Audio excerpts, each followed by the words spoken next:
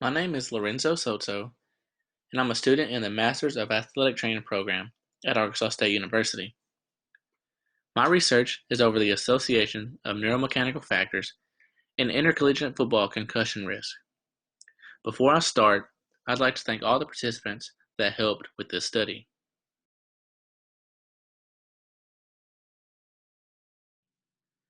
My mentor is Dr. Scott Bruce. He's also co-author along with Dr. Robert Bradley and Dr. Carlita Moore.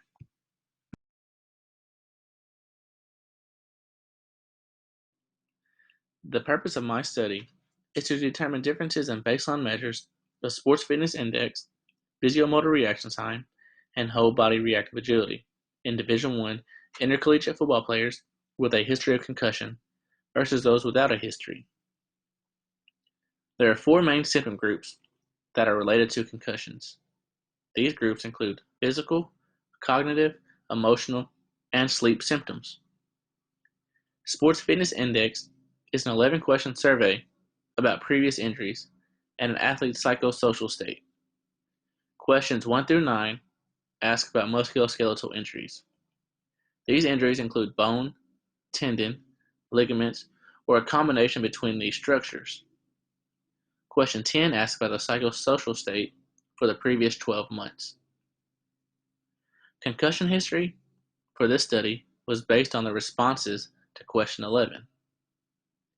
Physiomotor reaction time refers to recognizing and responding to visual stimuli, while whole body reactive agility offers a means to quantify right versus left performance capabilities.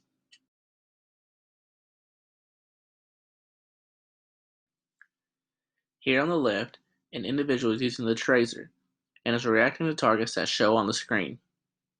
On the right is the reflection edge. The reaction time is measured based on how fast the athlete touches the squared boxes.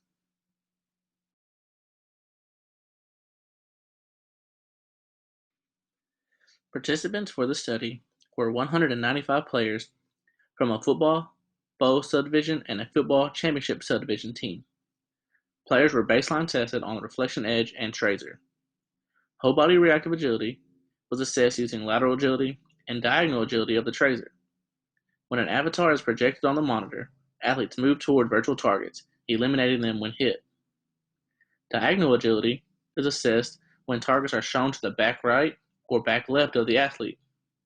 The individual is to hit these targets dependent on the visual cues. Metrics included reaction time, acceleration, deceleration, and speed. Physiomotor reaction time was measured by the reflection edge, using an LED light board that illuminate targets that are deactivated by touch. Baseline tests included Big G, Go No Go, and right and left hand execution, or rail for short. For Big G, a player touches the illuminated targets as quickly as possible.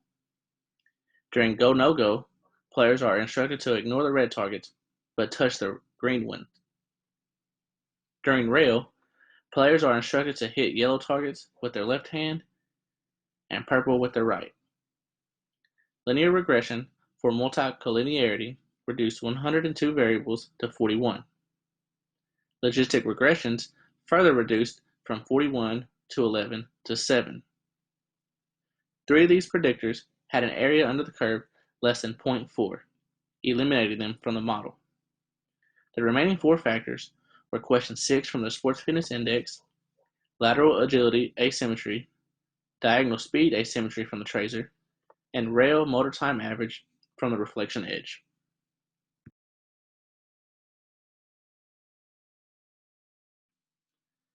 Players that were positive with 2 or more of these factors had a 10 times greater odds of having a concussion history.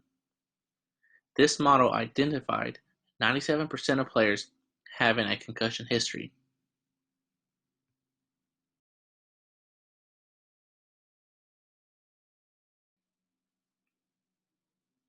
Both the reflection edge and tracer identified those whose dual task processing capabilities were deficient compared to those without a concussion history. Research has reported that 50 to 70% of athletes fail to fully disclose this information. Further research should examine if training on these two instruments will aid in concussion prevention.